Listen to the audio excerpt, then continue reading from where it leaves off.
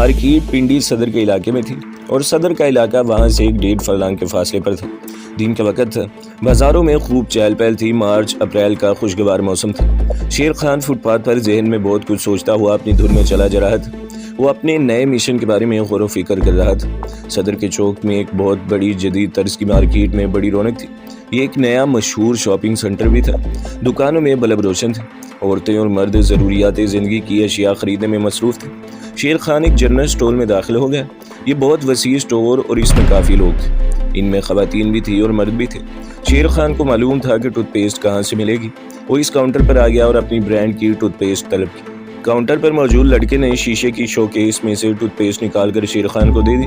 Toothpaste लेकर शेर खान साथ वाले काउंटर पर आ गया, जहाँ अंग्रेज़ी और उर्दू की किताबें और रिसाले वगैरह फ़रोख्त होते थे। अंग्रेज़ी का एक रिसाला उठाकर इसकी वरक़गर्दानी करने लगा। इसने एक बुरका पोश औरत को काउंटर की तरफ जाते देखा, जिसके साथ शरई दाढ़ी वाला एक सफ़ेद पोश आदमी भी था।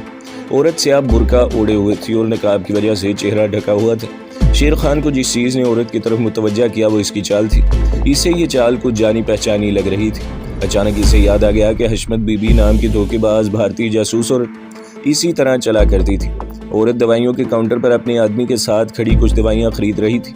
शेर खान ने जल्दी से रिसाला वही रखा और पहला काम यह किया कि वहाँ ड्यूटी पर खड़े पुलिस के सिपाही की तरफ बढ़ा, ताकि इसे कहे कि ये मर्द औरत इसे मशकूक लगते हैं, इनको रोक लिया जाए। वो जानता था कि इसके साथ किसी पुलिस कांस्टेबल का होना ज़रूरी है और इस काम का इख्तियार सिर्फ पुलिस कांस्टेबल को ही है। पुलिस कांस्टेबल के करीब आकर अचानक शेर खान रुक गया। इसे ख्याल आया कि अगर फ़र्ज़ कर लिया ये औरत भारतीय जासूसा ही हुई और इसका साथी भारतीय दहशतगर्द ही हुआ, तो इससे ज़्यादा इसे कुछ हासिल नहीं होगा कि पुलिस की मदद से वो इन दोनों को गिरफ्तार करवा कर हवालात में बंद करा देगा और फिर इनसे इनके साथियों और खुफिया ठिकाने की पूछगछ का सिलसिला शुरू हो जाएगा। यकीन से नहीं कहा जा सकता कि ये दोनों कुछ बताएंगे भी या नहीं। इससे कहीं बेहतर है कि इन दोनों का छुप कर ताक़ुब किया जाए। जाहिर है जहाँ जाएंगे वो इनका खुफिया ठिकाना ही होगा। यूँ इन दोनों के साथ इनका पिंडी मेरो पोश पूरा ग्रोह भी पकड़ लिया जाएगा। शेर खान वहीं से एक तरफ होकर सुतून की ओट में खड़ा हो गया और बुरका पोश औरत और इसके मर्द की नकलो हरकत का मुशाहिदा करने लगा। औरत ने दवाइयों का लिफाफा मर्द के हवाले किया। मर्द ने बिल अदा किया और दोनों दुकान से बाहर की तरफ चल पड़े। शेर खान इन्हें बाहर निकलते बड़े गौर से देख रहा था। अब इसे यकीन हो गया कि ये वही भारतीय जासूसा है। बिल्कुल हशमत बीबी वाली चाल ढाल थी। इसी तरह से कदम उठा रही थी। शेर खान ने इन दोनों का ताक़ुब शुरू कर दिया। शॉपिंग सेंटर के बाहर एक टैक्सी खड़ी थी। दोनों इसमें बैठ गए और टैक्सी सड़क पर आ गई। सबसे पहले तो शेर खान ने टैक्सी का नंबर देखकर इसे दिमाग में याद कर लिया। इसके बाद किसी खाली टैक्सी की तलाश में तेज़ तेज़ कदम उठाता बाहर सड़क पर आ गया। बाहर 3-4 टैक्सियाँ खड़ी थी। इसने एक टैक्सी का दरवाज़ा खोला, अंदर घुस गया और ड्राइवर से कहा, फ़ौरन चलो इस टैक्सी का पीछा करो। साथ ही शेर खान ने जेब से 100 रुपये का नोट निकालकर ड्राइवर को पकड़ा दिया। जानता था कि इस किस्म का ताक़ुब करने से ड्राइवर अक्सर कतराते हैं। 100 रुपये लेकर ड्राइवर ने गाड़ी आगे बढ़ा दी। भारतीय जासूसा की टैक्सी इस वक्त सीधी सड़क पर काफ़ी आगे निकल चुकी थी। ये बड़ी अच्छी बात थी कि सड़क सीधी थी। दूसरी सूरत में टैक्सी बाजारों की भूल भुलैयों में गुम हो सकती थी। ड्राइवर ने स्पीड तेज़ कर दी और थोड़ी देर बाद ही वो आगे जाने वाली टैक्सी के करीब आ गया। शेर खान ने कहा, मुनासिब गाड़ी से फासला रखो, इन्हें शक नहीं होना चाहिए कि इनका पीछा किया जा रहा है। ड्राइवर ने पूछा, सर ये कोई जेल से भागे हुए कैदी हैं? शेर खान ने कहा, हाँ भाई कुछ ऐसी ही बात है, तुम बड़ी अक्लमंदी से इनका पीछा कर रहे हो। इनकी टैक्सी इस सड़क पर चल रही थी जो सीधी कोहे मरी को जाती थी। जब राम दुलारी की टैक्सी पिंडी शहर की आबादी से निकलकर ऊंचे नीचे पहाड़ी इलाकों में दाखिल हुई तो शेर खान ने ड्राइवर से कहा, अपनी और अगली गाड़ी के दरमियान फासला और ज़्यादा कर दूँ। ड्राइवर ने ऐसा ही किया। शेर खान को इल्म था कि एक ही सड़क है जो नीम पहाड़ी इलाके में से गुजर रही है। भारतीय जासूसा की गाड़ी किसी दूसरी सड़क की जानिब नहीं मुड़ेगी। वो सिर्फ इतना चाहता था कि टैक्सी दूर से नजर आती रहे। करीब होने से भारतीय जासूसा और इसके साथी को शक पड़ सकता था कि इनका ताक़ुब किया जा रहा है और वो अपने खुफिया ठिकाने पर जाने के बजाय किसी और तरफ निकल सकते थे। सामने वाले आईने में से अगर राम दुलारी के साथी ने दूर अपने पीछे आने वाली टैक्सी को देख भी लिया होगा तो वो यही समझ सकता था कि कोई फैमिली कोहे मरी की सैर को जा रही है। 1-2 गाड़ियाँ सामने से आकर और 2 गाड़ियाँ पीछे से आकर निकल गईं। कोहे मरी रोड पर ट्रैफिक सारा दिन जारी रहती है। दोनों गाड़ियाँ एक दूसरे के आगे पीछे मरी रोड पर चलती जा रही थीं। अब पहाड़ी घाटियाँ शुरू हो गई थीं। दोनों टैक्सियाँ बयाबान इलाके से गुजर रही थीं। बार बार पहाड़ी मोड़ आ रहे थे। मोड़ मुड़ते हुए भारतीय जासूसा की टैक्सी शेर खान की नज़रों से ओझल हो जाती। इनकी गाड़ी मोड़ काटती तो वो टैक्सी दोबारा नजर आना शुरू हो जाती। शेर खान ने देखा कि अगली टैक्सी की रफ्तार हल्की हो गई है। इसने अपनी टैक्सी के ड्राइवर से कहा, स्पीड कम कर दो। بھارتی جاسوسہ کی ٹیکسی سڑک کے کنارے ایک طرف ہو کر کھڑی ہوگی۔ برقع پوش بھارتی جاسوسہ اپنے آدمی کے ساتھ ٹیکسی سے باہر نکلی۔ مرد نے ٹیکسی والے کو پیسے دیے اور ٹیکسی آگے روانہ ہو گئی۔ برقع پوش عورت اور مرد سڑک سے نیچے اتر گئے اور شیر خان کی نگاہوں سے اوجھل ہو گئے۔ اس نے ڈرائیور سے کہا جلدی سے گاڑی آگے لے جا کر کھڑی کر دو، وہاں جہاں ٹیکسی کھڑی ہوئی تھی۔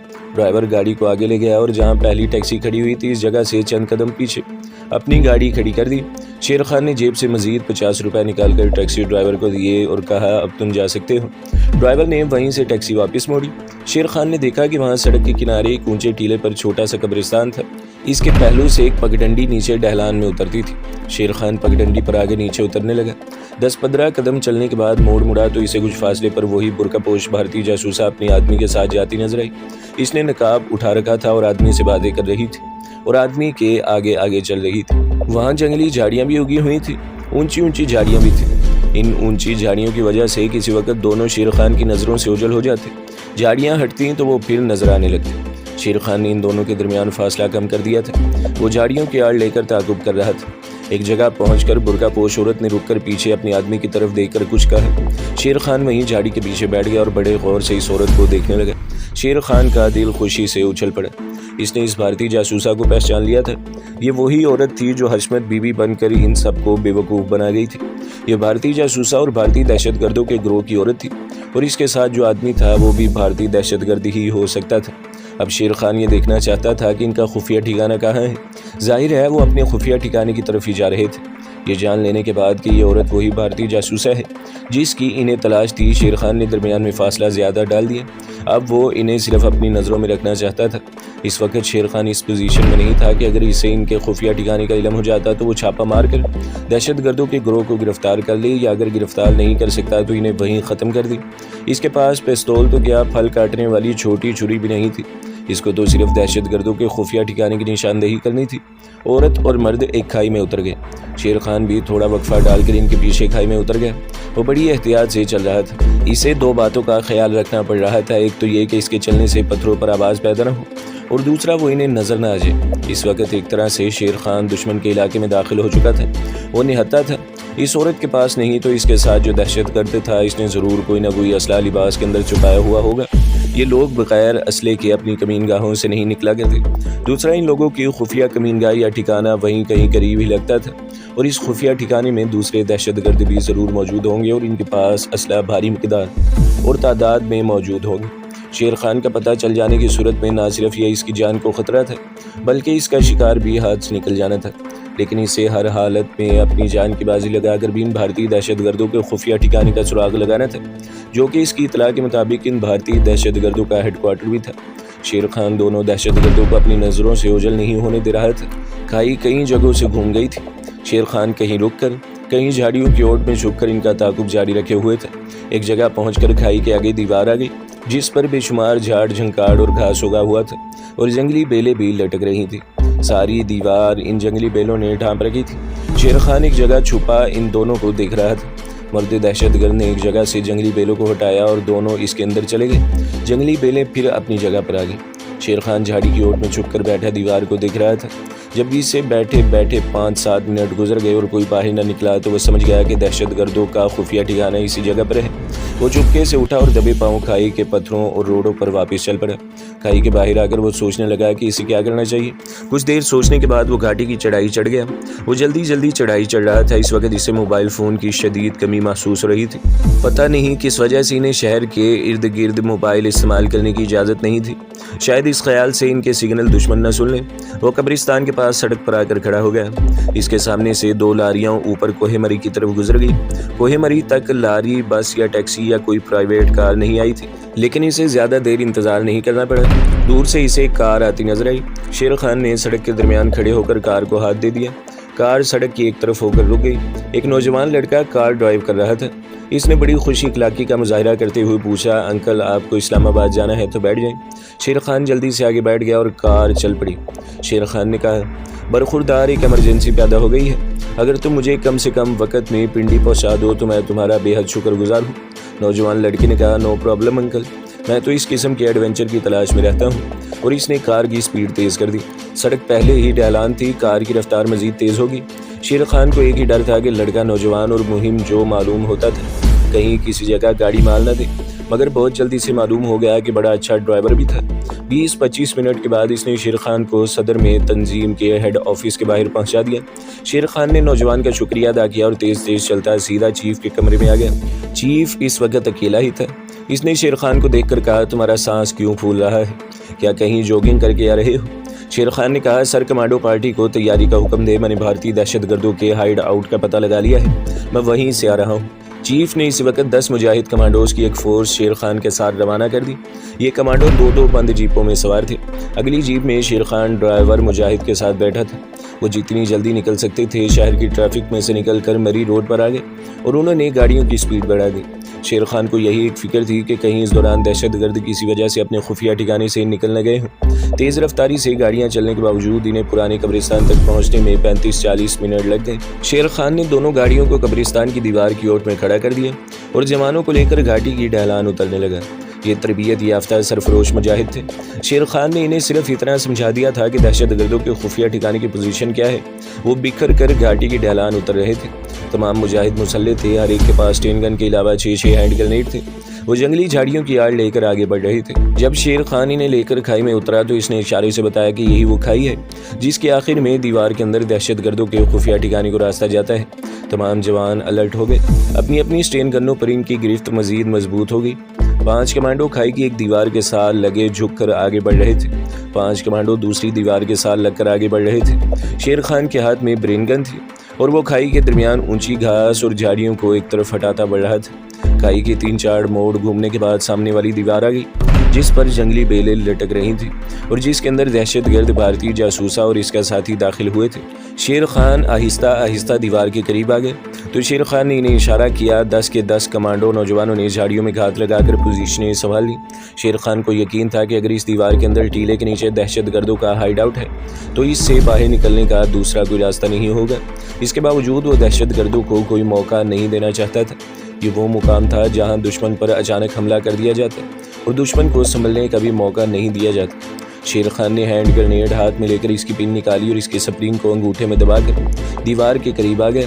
اس نے جنگلی بیل کو ایک طرف ہٹایا تو اس کے سامنے قدرتی غار کا دہانہ نمودار ہوا جس کو آدھے سے زیادہ درختوں کی شاخوں سے ڈھانپ دیا گیا تھا۔ اندر سے سگریٹ کے دھوئیں کی بو آ رہی تھی اور کسی آدمی کے باتیں کرنے کی آواز بھی آ رہی تھی۔ شیر خان نے دستی بم غار کے اندر پھینکا اور فوراً زمین پر اوندا لیٹ گیا۔ ایک زبردست دھماکہ ہوا اور غار کے دہانے کے آگے جو درختوں کی شاخیں تھی وہ اس کے اوپر سے اڑ کر دور جا گری۔ غار کے اندر سے ایک دم فائرنگ شروع ہوگی۔ ادھر سے کمانڈو جوان بھی زمین پر رینگتے ہوئے غار کے دہانے کی طرف بڑھے اور انہوں نے بھی غار کے دہانے پر فائر کھول دیے۔ شیر خان جلدی سے اٹھ کر دیوار کی اوٹ میں ہو گیا۔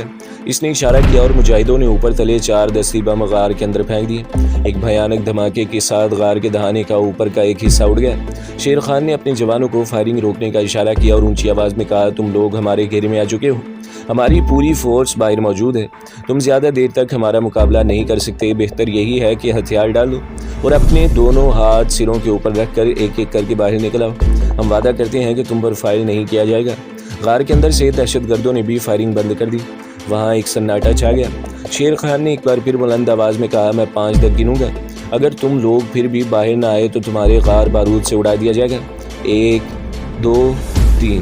شیر خان 5-5 سیکنڈ کا وقفہ ڈال کر گنتی بول رہا تھا۔ جب وہ 4 تک پہنچا اندر سے ایک آدمی نکلا جس نے اپنے دونوں ہاتھ سروں کے پیچھے کیے ہوئے تھے۔ جوانوں نے لپک کر اسے پکڑ لیا اور اس کے ہاتھ پیچھے کس کے رسی سے باندھ۔ اس کے بعد غار کے دہانے میں سے دوسرا، پھر تیسرا، پھر چوتھا دہشت گرد آ گیا۔ ان سب نے اپنے اپنے ہاتھ سروں کے پیچھے کر رکھے تھے۔ ان میں داڑھی والا دہشت گرد بھی تھا جو کہ شیر خان نے پنڈی صدر کی شاپنگ سینٹر میں برآمد کیا تھا اور بھارتی جاسوسا کے ساتھ دیکھا تھا اور جن کا پیچھا کرتا وہ ان کے خفیہ ٹھکانے تک آیا تھا۔ ان سب کو اپنے جوانوں نے قابو کر لیا۔ جب اس کے بعد کوئی دہشت گرد باہر نہ آیا تو شیر خان نے داڑھی والے بھارتی دہشت گرد سے پوچھا، اندر اور کون کون ہے؟ دہشت گرد رامو بولا، اندر اور کوئی نہیں، ہم 4 ہی اندر تھے۔ شیر خان نے اس کی آنکھوں میں آنکھیں ڈال کر پوچھا، تمہاری ساتھ جو برقع پوش عورت تھی وہ کہاں ہے؟ دہشت گرد رامو نے شیر خان کو گہری نگاہ سے دیکھا۔ وہ سمجھ گیا کہ جب رام دلاری کے ساتھ شہر سے واپس آ رہا تھا تو یہ شخص ان کا تعاقب کر رہا تھا۔ اس نے دل میں اپنے بھگوان کا شکر ادا کیا کہ چھاپا پڑنے سے 10 منٹ پہلے رام دلاری وہاں سے نکل کر بھارتی سفارت خانے کی طرف جا چکی تھی۔ رام دلاری ایک دہشت گرد عورت ہوتے ہوئے بھی آخر ایک عورت تھی۔ ان دہشت گردوں کو اس کی طرف سے ہمیشہ خطرہ لگا رہتا تھا کہ اگر یہ پکڑی گئی تو پوچھ گچھ کے دوران زیادہ تشدد برداشت نہیں کر سکے گی اور سارے راز اگل دے گی۔ چنانچہ دہشت گرد ہمیشہ اسے اپنی حفاظت میں رکھتے تھے۔ شیر خان نے دوسری بار گرجدار آواز میں پوچھا، وہ عورت کہاں ہے؟ میں نے اسے خود تمہارے ساتھ غار میں داخل ہوتے دیکھا تھا۔ دہشت گرد رامو نے مسکرا کر کہا، وہ تمہاری پہنچ سے بہت دور جا چکی ہے۔ شیر خان نے اپنے جوانوں سے کہا، ان کافروں کو لے چلو اور 4 جوان میرے ساتھ آؤ، تم لوگ اوپر ہمارا انتظار کرو گے۔ 6 مسلح مجاہد رسیوں میں جکڑے ہوئے بھارتی دہشت گردوں کو لے کر واپس چلے گئے اور شیر خان 4 جوانوں کو لے کر غار میں داخل ہو گیا۔ غار کے اندر ایک قدرتی کشادہ کمرہ سے بنا ہوا تھا۔ وہاں جتنا اسلحہ، ہتھیار اور میگزین تھا وہ انہوں نے اٹھا لیا اور غار سے نکل کر اوپر اپنی گاڑیوں کی طرف چل پڑے۔ شیر خان کو افسوس ہو رہا تھا کہ بھارتی دہشت گرد جاسوسا اس کے ہاتھ سے ایک بار پھر نکل گئی تھی۔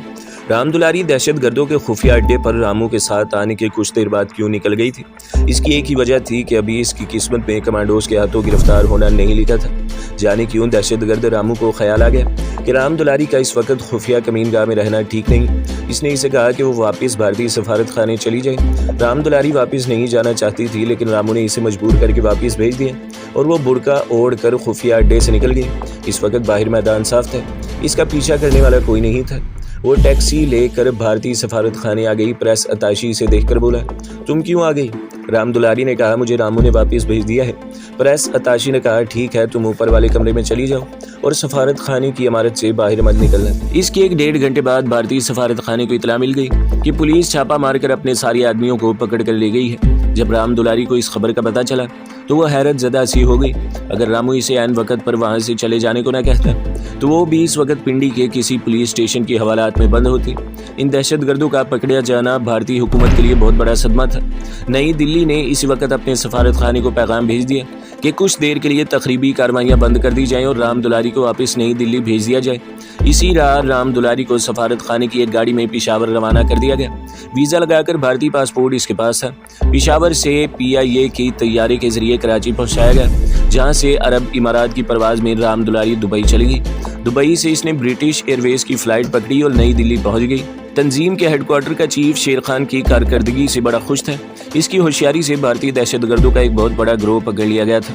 چیف نے شیر خان سے کہا کہ اس کے آئندہ مشن کے سلسلے میں مجاہد کمانڈو شاہد علی اس کے ساتھ بھارت جائے گا اور وہ شاہد علی سے اسے شام کے وقت ملائے گا۔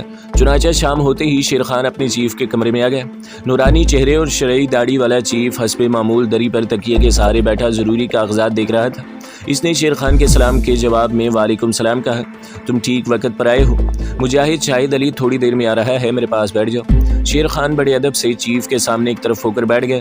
چیف نے کاغذات سمیٹ کر ایک طرف رکھ دی اور شیر خان سے مخاطب ہو کر کہا، میں مجاہد علی کے بارے میں تمہیں بتا چکا ہوں کہ وہ 4 سال سے جہاد کشمیر میں شریک ہے اور کشمیر کے تقریباً ہر محاذ پر مقبوضہ بھارتی فوج کے خلاف نمایاں کارنامے انجام دے چکا ہے اور اپنی فوج کا ریٹائرڈ کمانڈو ہے اور فوج کا تربیت یافتہ ہے۔ اپنی مجاہدانہ سرگرمیوں کے سلسلے میں وہ سارے جنوبی بھارت میں پھرتا رہا ہے اور خاص طور پر حیدرآباد دکن میں اس نے بہت وقت گزارا ہے۔ اسی وجہ سے وہ وہاں کی تامل اور تیلگو زبانیں بول اور سمجھ لیتا ہے۔ اس کا تم دونوں کو بڑا فائدہ ہوگا اور تمہیں اپنے مشن میں مدد ملے گی۔ اتنے میں ایک مجاہد نے آ کر اطلاع دی کہ مجاہد شاہد علی آ گیا ہے۔ چیف نے کہا، اسے اندر بھیج دو۔ کچھ ہی دیر بعد شاہد علی آ گیا۔ اس نے سلام کیا اور بولا، سر میں لیٹ تو نہیں ہوں؟ چیف نے کہا، کمانڈو نہ وقت سے پہلے آتا ہے نہ وقت کے بعد آتا ہے، تم ٹھیک وقت پر آئے ہو، ان سے ملو، یہ کمانڈو شیر خان ہے۔ شاہد علی نے شیر خان سے مصافحہ کیا اور بولا، شیر خان کی میں نے بڑی تعریف سن رکھی ہے، مجھے اس شیر دل کمانڈو سے مل کر بڑی خوشی ہوئی۔ شیر خان نے کہا، مجھے بھی تم سے مل کر خوشی ہوئی ہے۔ تو دوستو، اگلی قسط سننے کے لیے ہمارے چینل کو سبسکرائب کریں، ویڈیو کو لائک کریں اور بیل کے آئیکن پر بھی کلک کر دیں تاکہ ہر جو آنے والی ویڈیوز ہیں وہ آپ کو سب سے پہلے ملتی رہیں۔